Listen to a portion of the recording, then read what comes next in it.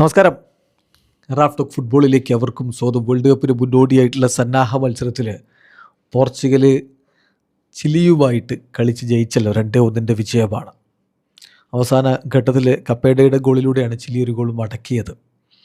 Portugal സംബന്ധിച്ചിടത്തോളം Bruno ഫെർണാണ്ടസും Gonzalo ഗൊയ്ഡസുമാണ് അവരുടെ ഗോളുകൾ കണ്ടെത്തിയിരുന്നത്.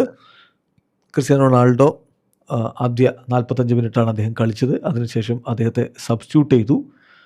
അതുപോലെ തന്നെ വളരെ ഇൻട്രസ്റ്റിംഗ് ആയിട്ടുള്ളൊരു സംഭവം ഉണ്ടായത്, ഒരു കാര്യവുമില്ലാതെ ഒരു പ്രശ്നം അതിനെ എത്രത്തോളം വഷളാക്കാൻ പറ്റും എന്ന രൂപത്തിൽ റാഫേൽ ലിയാവോ വഷളാക്കി റെഡ് കാർഡ് വാങ്ങിപ്പോയിട്ടുണ്ട്. അപ്പോൾ ഈ കളിയെ ഇപ്പോൾ അവരുടെ കോച്ച് വിലയിരുത്തുന്നുണ്ട്.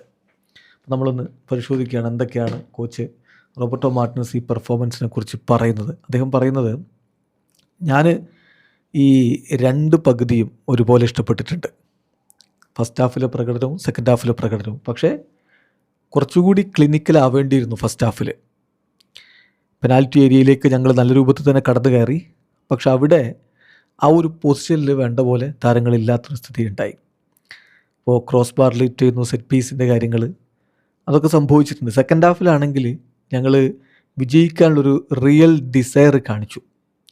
2 ഗോളുകൾ ഓപ്പൺ പ്ലേയിൽ നിന്ന് ഞങ്ങൾ അടിച്ചു എന്നുള്ളത് വളരെ പോസിറ്റീവായിട്ടുള്ളൊരു സൈഡാണല്ലോ. എന്നാലും പൊസിഷൻ്റെ കാര്യത്തിൽ കുറേ മിസ്റ്റേക്കുകൾ ഞങ്ങൾ വരുത്തിയിട്ടുണ്ട്. അതൊക്കെ മാറ്റേണ്ടതുണ്ട്. കുറച്ചുകൂടി ബെറ്റർ ഡിസിഷൻസ് ആ കാര്യങ്ങൾ ഞങ്ങൾ എടുക്കേണ്ടതുണ്ട്. ഞങ്ങൾ ഗോൾ കൺസീഡ് ചെയ്തത് അത് ഇമ്പോർട്ടൻ്റ് ആയിട്ടുള്ളൊരു കാര്യമാണ്. ഈ കളിയിൽ ഞങ്ങൾ ഇമ്പ്രൂവ് ചെയ്യേണ്ട ഒരു മേഖലയാണത് എന്ന് ഹൈലൈറ്റ് ചെയ്യുകയാണ്. പെർട്ടിക്കുലർലി ഞങ്ങളുടെ ബിൽഡപ്പ് പ്ലേയിലൊക്കെ ഞങ്ങൾ കുറച്ചുകൂടി ശ്രദ്ധിക്കേണ്ടതുണ്ട്. ഇത്തരത്തിലുള്ള കാര്യങ്ങൾ സംഭവിക്കാം. പ്രത്യേകിച്ച് ഇതൊരു ഫ്രണ്ട്ലി മാച്ചാണല്ലോ. ഞങ്ങളുടെ മെയിൻ ഫോക്കസ് എന്ന് പറഞ്ഞാൽ വരുന്ന മത്സരങ്ങളാണ്. അപ്പോൾ വേൾഡ് കപ്പിന് പ്രിപ്പയർ ചെയ്യുക എന്ന ഉദ്ദേശം മാത്രമേ ഇവിടെയുള്ളൂ. അപ്പോൾ ചില മിസ്റ്റേക്കുകളൊക്കെ സ്വാഭാവികമായിട്ടും സംഭവിക്കാം. അപ്പോൾ ഈ കളി മൊത്തത്തിലെടുക്കുമ്പോൾ എനിക്കിഷ്ടമായ ഒരുപാട് കാര്യങ്ങളുണ്ട്. അതിൽ ഏറ്റവും പ്രധാനപ്പെട്ടത് നമ്മൾ സംസാരിക്കുകയാണെങ്കിൽ വേൾഡ് കപ്പിലേക്ക് നമ്മൾ പോകുമ്പോൾ നമ്മൾ സർപ്രൈസുകൾക്ക് റെഡിയായിരിക്കണം. അതായത് we have to be prepared for surprises. അപ്പോൾ അത്തരമുള്ള കാര്യങ്ങൾക്ക് ഉള്ള ഒരു ടെസ്റ്റായിട്ടാണ് ഞാനിതിനെ കണ്ടിട്ടുള്ളൂ. പിന്നെ റെഡ് കാർഡ് അത് ഗെയിമിനെ ആകെ മാറ്റിമറിച്ചു. ഞങ്ങളെ 10-10 എന്ന രൂപത്തിലേക്ക് കളി മാറ്റാൻ നിർബന്ധിതരാക്കി. അപ്പോൾ കൂടുതൽ സ്പേസ് കിട്ടി. മോർ 1-on-1 സിറ്റുവേഷൻസ് കളിയിൽ സംഭവിച്ചു.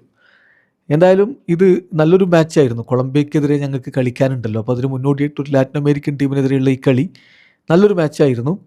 പിന്നെ ഇൻഡിവിജ്വൽ ലെവലിൽ എടുക്കുകയാണെങ്കിൽ വളരെ ഇമ്പോർട്ടൻ്റ് ആയിട്ടുള്ള കാര്യം, റൂബൻ ഡയസ് അദ്ദേഹത്തിന് കുറച്ച് മിനിറ്റുകൾ അദ്ദേഹത്തിന് കളിക്കാൻ പറ്റി.